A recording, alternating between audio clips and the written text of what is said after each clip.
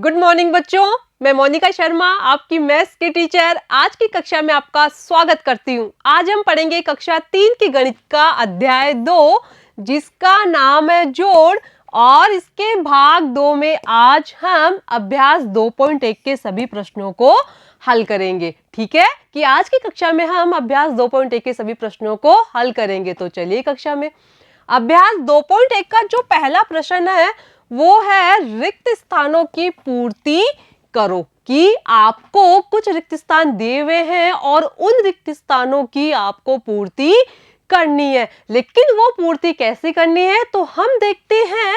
जो हमारा पहला प्रश्न है उसमें हमारे सामने 3 कॉलम बने हुए हैं और जो पहला कॉलम है यहाँ पे उसमें हमारे सामने संख्याएं विस्तारित रूप में लिखी हुई है, मतलब इकाई, दहाई और सैकड़ा के रूप में हमारे सामने संख्याएं लिखी हुई है।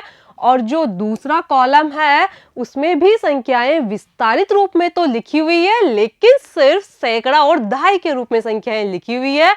और जो तीसरा कॉलम है उसमें संख्या को सम्मिलित रूप में लिखा गया है, ठीक है, या उनका जो मूल स्वरूप है उसमें संख्या को लिखा गया है। तो हमें सभी प्रश्नों को इसी प्रकार हल करना है। जो पहला कॉलम है उसमें संख्याएं हमें विस्तारित रूप में लिखनी है, मतलब इकाई, दहाई और सैकड़ा के रूप में लिखना है।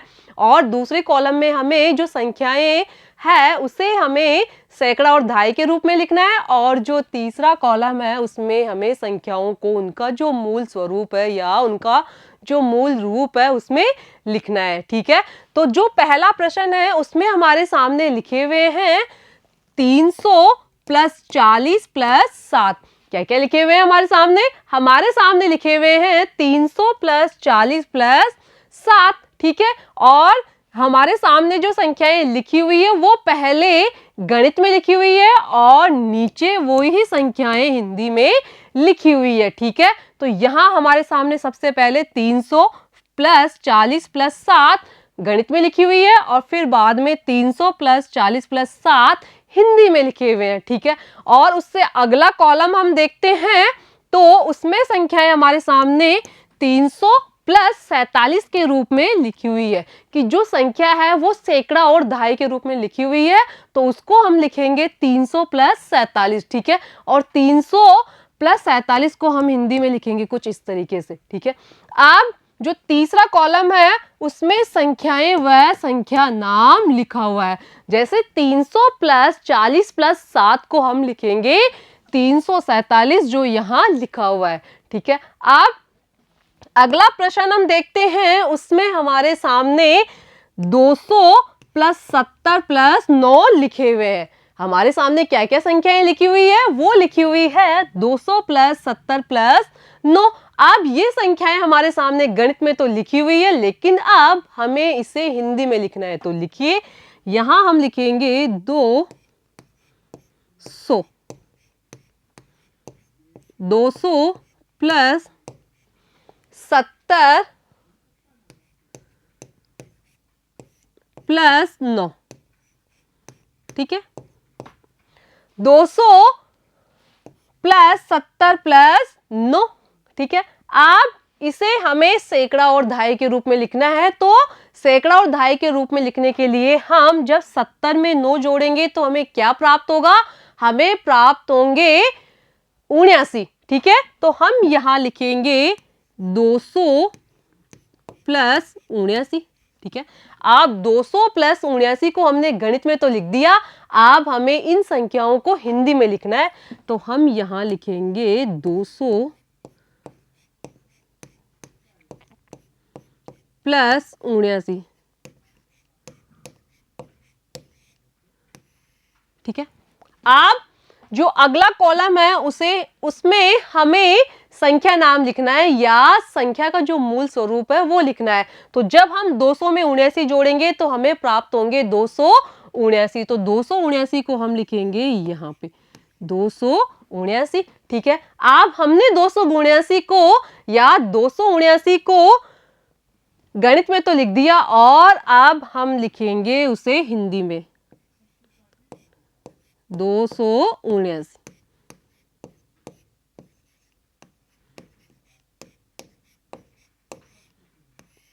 ठीक है। अब इससे अगला क्वेश्चन हम देखते हैं। प्रश्न संख्या 3 में हमारे सामने लिखे हुए हैं 100 प्लस 40 प्लस 9। ठीक है, क्या क्या लिखे हुए हैं हमारे सामने लिखे हुए हैं 100 प्लस 40 प्लस 9। ठीक है, अब ये संख्याएं हमारे सामने विस्तारित रूप में लिखी हुई है और गणित में लिखी हुई है। अब हमें सबसे पहले इनको हिंदी में लिखना है, तो हम यहां लिखेंगे 100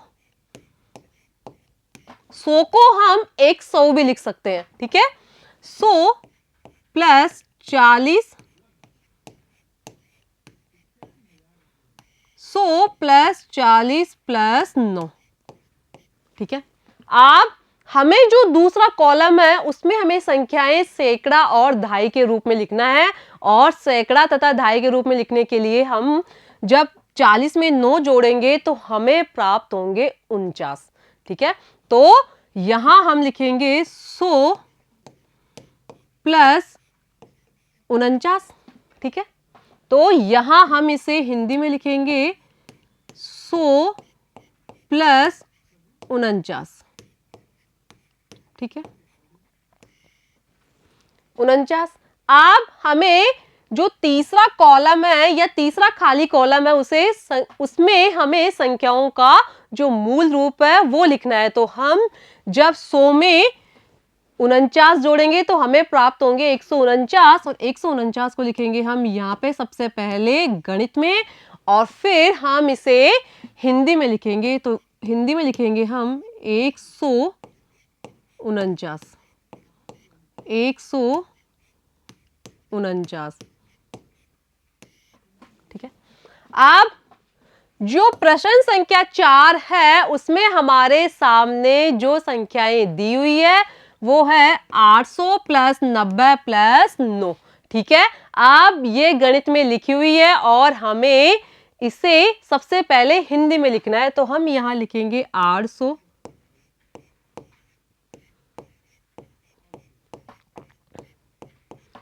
प्लस 90, 800 प्लस 90 प्लस 9। ठीक है, आप जो दूसरा कॉलम है उसमें हमें संख्याएं सैकड़ा और दहाई के रूप में लिखना है, और सैकड़ा तथा दहाई के रूप में लिखने के लिए हम 9 में जब 90 जोड़ेंगे या 90 में जब 9 जोड़ेंगे तो हमें प्राप्त होंगे 99। तो हम यहां लिखेंगे 800 प्लस 99। ठीक है, अब हमने इन्हें गणित में तो लिख दिया, हमें इसे हिंदी में लिखना है। तो हम यहां लिखेंगे 800 प्लस 99।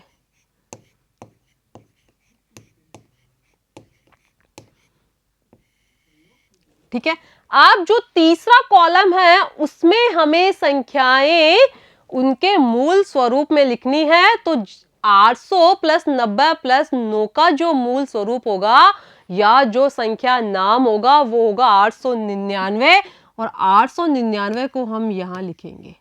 ठीक है, 899।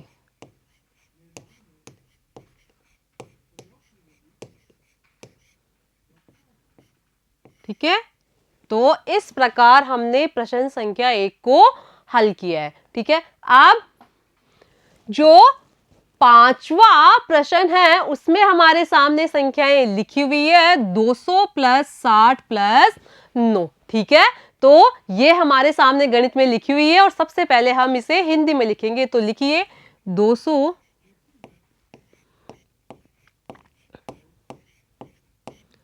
Plus 60 plus 9।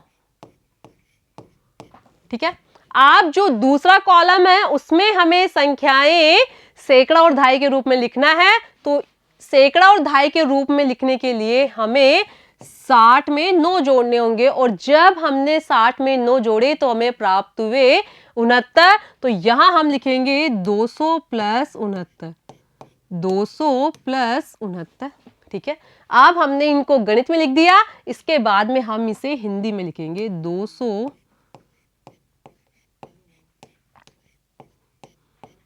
प्लस 69।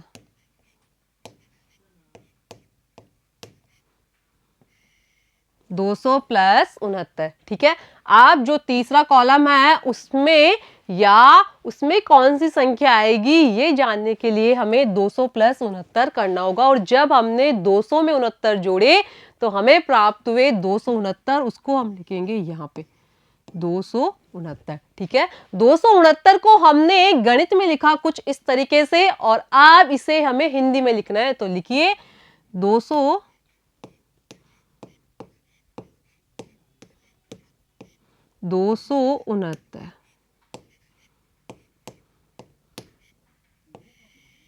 ठीक है, अब अगला प्रश्न हम देखते हैं। प्रश्न संख्या 6 में हमारे सामने लिखे हुए हैं 300 प्लस 70 प्लस 9। ठीक है, तो इसे हम सबसे पहले हिंदी में लिखेंगे। 300 प्लस 70 प्लस 9।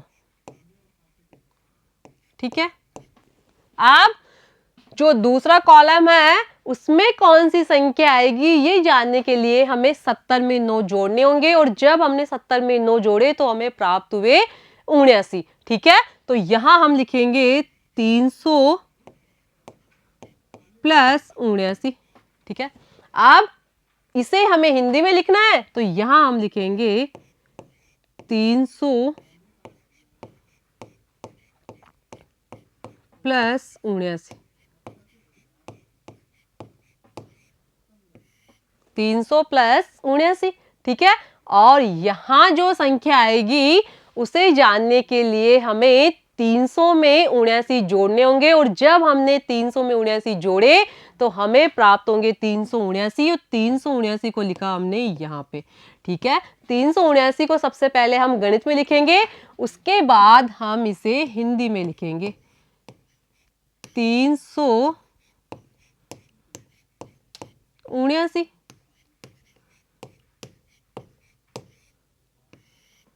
ठीक है, अब अगला प्रश्न हम देखते हैं।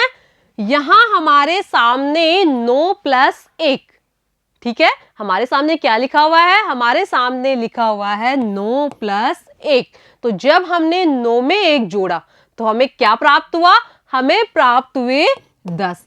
अब यहां जो 9 है वो एक इकाई है, और 1 है वो भी एक इकाई है। मतलब यहां हमने लिखा 9, तो इसे हम 9 इकाई के रूप में पढ़ेंगे कि 9 जो अंक है वो इकाई है। ठीक है, और फिर हमने यहां लिखा 1 है वो भी इकाई है, तो इसे हम पढ़ेंगे 1 इकाई।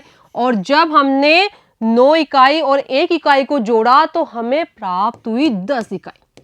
ठीक है, और जो ये 10 है उसे हम 10 इकाई नहीं बोल के इसे हम दहाई पढ़ेंगे। ठीक है, और यहां 9 इकाई में जब हमने 1 इकाई जोड़ी तो हमें प्राप्त हुई 10 इकाई, और 10 इकाई को हम बोलेंगे 1 दहाई। ठीक है, अब जो अगली संख्या है वो है 99 प्लस 1। मतलब 99 का मतलब क्या हो गया? यहां हम लिखेंगे 99 प्लस 1 बराबर 100। कि जब हमने 99 में 1 जोड़ा तो हमें प्राप्त होंगे 100। और जब हम 99 को विस्तारित रूप में लिखेंगे तो कुछ इस तरीके से लिखेंगे 90 प्लस 9 प्लस 1। तो 99 में क्या क्या हो गया? 99 में हो गया 9 दहाई। ठीक है, फिर यहां जो 9 इकाई और फिर वापस 1 इकाई, तो यहां हम लिखेंगे 90 प्लस 9 प्लस 1। ठीक है, इसका मतलब क्या हुआ? 90 प्लस 9 बराबर 99, और 99 में जब हम 1 जोड़ेंगे तो हमें वापस 100 ही प्राप्त होंगे। तो इसे हम कुछ इस तरीके से समझने का प्रयास करेंगे कि जो 100 है, या 100 को हम क्या बोलते हैं? 100 को बोलते हैं हम एक सैकड़ा। तो सैकड़े में क्या क्या है? सैकड़े में 9 दहाई है, तो यहां हम लिखेंगे 9 दहाई। ठीक है, फिर 9 इकाई जो हमारे सामने लिखी हुई है। ठीक है, और फिर हम लिखेंगे प्लस 1 इकाई। ठीक है, इस प्रकार सैकड़े का जो निर्माण हुआ वो कुछ इस तरीके से हुआ। सैकड़े में 9 तो दहाई है, 9 इकाई है और वापस 1 इकाई हमने जोड़ी तब जाके हमें सैकड़ा प्राप्त हुआ। तो यहां जब हम 9 में 1 जोड़ेंगे, मतलब जब हमने 9 इकाई में 1 इकाई जोड़ी तो हमें प्राप्त हुई 1 दहाई, और जब हमने 9 दहाई, 9 इकाई और 1 इकाई जोड़ी तो हमें प्राप्त हुआ सैकड़ा। ठीक है, अब हम आगे देखते हैं। तो यहां लिखे हुए हैं 99 प्लस 1, ठीक है, और यहां लिखे हुए हैं 90 प्लस 9 प्लस 1 बराबर 100। इसका मतलब यही हुआ कि जो 99 है उसमें 9 दहाई है और 9 इकाई और 1 इकाई है। ठीक है, और जब हमने यहां 90 प्लस 9 प्लस 1 किया तो हमें प्राप्त हुए 90 प्लस 10 बराबर 100। ठीक है, तो इसमें क्या हो गया, यहां हो गया 9 दहाई प्लस 1 दहाई बराबर 10 दहाई। ठीक है, तो हमें संख्याओं को कुछ इस तरीके से समझना है कि जब हम 10 दहाई का मतलब क्या हो गया, 10 दहाई मतलब 10 गुणा 10। ठीक है, 10 दहाई का मतलब ये हो गया कि 10 दहाई मतलब 2 संख्याएं या 10। ठीक है, तो यहां 10 दहाई बराबर 100 इकाई, और इसे हम 100 इकाई को हम एक सैकड़ा भी बोल सकते हैं। ठीक है, एक सैकड़ा। ठीक है, अब आगे है एक सैकड़ा बराबर 10 दहाई जो यहां लिखा हुआ है। ठीक है, और उससे आगे है एक सैकड़ा बराबर 100 इकाई जो यहां लिखा हुआ है। मतलब ये जो तीनों संख्याएं दी हुई है इनका मतलब एक ही है कि हमें सैकड़ा है उसे किस प्रकार पढ़ना है। जो सैकड़ा होता है उसमें 10 दहाई भी होती है। ठीक है, कितनी दहाई होती है सैकड़े में, 10 दहाई, और उसमें 100 इकाई भी होती है। ठीक है, और जो एक सैकड़ा मिलकर बनता है वो 10 दहाई से मिलकर बनता है, 100 इकाई से मिलकर बनता है। ठीक है, ठीक है बच्चों, आपको आज की कक्षा कैसी लगी? आज की कक्षा में हमने अभ्यास 2.1 के सभी प्रश्नों को हल किया और आगे की कक्षा में हम इससे अगले भाग के बारे में पढ़ेंगे। धन्यवाद।